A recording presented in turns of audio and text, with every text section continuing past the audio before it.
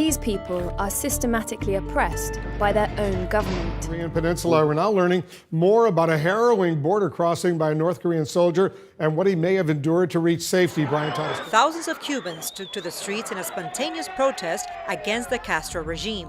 What I tell students, again, having spent time in a communist country, what I tell students is you have a lot of freedoms and you need to use them. And if you don't use them, they can take them from you even quicker. The importance of liberty of conscience was taught to me in both verbal as well as non-verbal communicative ways. My mother came to the United States in her 20s, fleeing communism in Cuba.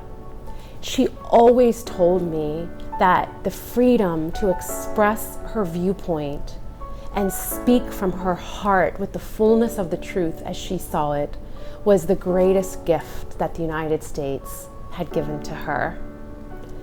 The education I received at home and through all of my life always began with this fundamental principle that I am a child of God who has been given the ability and the need to grow in the pursuit of truth so that conscience, the love of knowledge inside of me, becomes itself educated, honed, pruned. Sadly, educational institutions have often fallen prey to totalitarian regimes and become nothing more than arms of a powerful group who wishes to use the powerful knowledge we have as human beings to deform the conscience rather than form it for truth and good.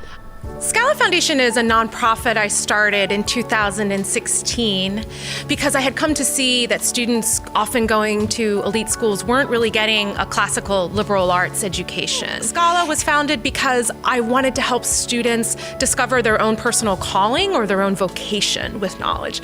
To know something and to know what your calling is are very different things. And a good education is supposed to do both. It's supposed to help you discover your calling.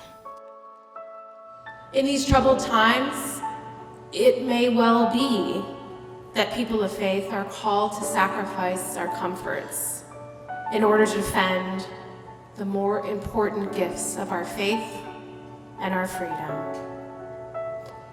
Remembering that our lives are not our own, but belong to our Creator God, to whom we owe every breath.